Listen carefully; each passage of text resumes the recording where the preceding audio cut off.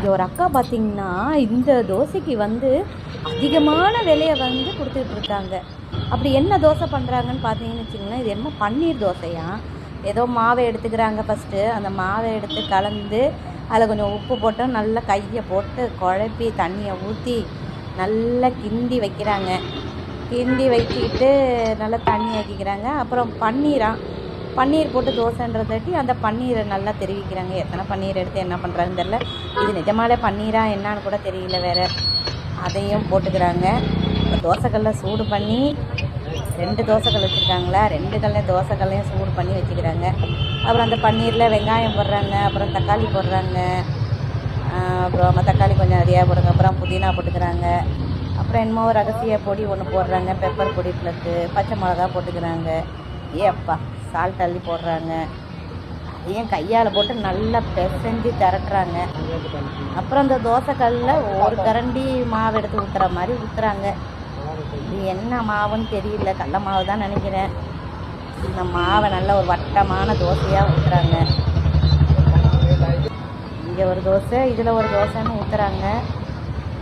நல்லா ரவுண்டாக வட்டமாக பெரிய தோசையாக தான் ஊற்றுறாங்க. சுற்றுன்னு நல்லா ஒரு பெரிய சுற்றிட்டு அதையும் எடுத்து விட்டுறாங்க. எடுத்துட்டு அதை திருப்பி போட்டுறாங்க. அது மேலே வந்து கொஞ்சம் பட்ரு போடுறாங்க. பட்ரு போட்டுட்டு அது நல்லா இதான பருப்பு அதை திருப்பி அந்த தோசையை வந்து திருப்பி போடுறாங்க. கடல மாவு தோசை மாதிரி தான் இருக்குது, அடை தோசை மாதிரி தான் இருக்குது. என்னன்னு தெரியல, அது மாதிரி தான் இருக்கும் உங்களுக்கு. அது இது மேலேயும் பட்ரு போட்டு இதையும் திருப்பி போட்டுருவாங்க. ப்ளஸ்ஸு திருப்புறாங்க. ஆமாம், அழகாக திருப்பிட்டாங்க. நம்ம திருப்பினா மட்டும் ஒழுங்காக வர மாட்டேங்குது, இவங்கெல்லாம் திருப்பினா ஒழுங்காக வருது. அது மேலே என்ன பண்ணுறாங்க, அந்த பன்னீர் செஞ்சு வச்சாங்க இல்லையா, அதெல்லாம் எடுத்து அப்படியே அதை வந்து பரட்டுறாங்க. நல்லா அது ஸ்ப்ரெட் பண்ணி விட்டு அது மேலே கொஞ்சம் அந்த பன்னீரை துருவி விடுறாங்க. ப்ளஸ்ஸு அந்த தோசை மேலேயும் அதே மாதிரி எடுத்து கையால் தான் எல்லாமே பண்ணுறாங்க. ஆனால் அது ஸ்ட்ரீட் ஃபுட்லாம் அப்படி தான் இருக்கும் உங்களுக்கு. கையாலே எல்லாம் போட்டு பரட்டி சாப்பிட்றது கொள்வது அந்த மாதிரி இருக்கும் உங்களுக்கு. இதுமேலே அள்ளி கொஞ்சம் சீஸ் அள்ளி போட்டு அது ரொம்ப அன்ஹெல்தி தான். அவ்வளோதாங்க இந்த தோசை. இந்த தோசையோட விலையை கேட்டிங்கன்னா அசந்து போயிடுவீங்க. 250 ரூபாயும் அந்த தோசையோட விலை, ஒரு தோசை.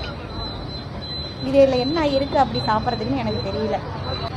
ஆனால் இதில் வெளியூர்லாம் பார்த்திங்கன்னா எல்லாம் ஸ்ட்ரீட் ஃபுட்டு இல்லை சாஸ் ஒன்று வச்சு இதை சாப்பிட்றாங்க. இது சட்னி சாம்பார் கூட கொடுக்குறாங்களா என்னன்னு தெரியல. க்ரீன் சில்லியும் ஏதோ ஒரு 3 சாஸ் வச்சு கொடுக்குறாங்க. இதோட விலை வந்து 250 ரூபா. பார்த்துங்க மக்களே, இப்படிலாம் சாப்பிட்டா என்ன ஆகிறது?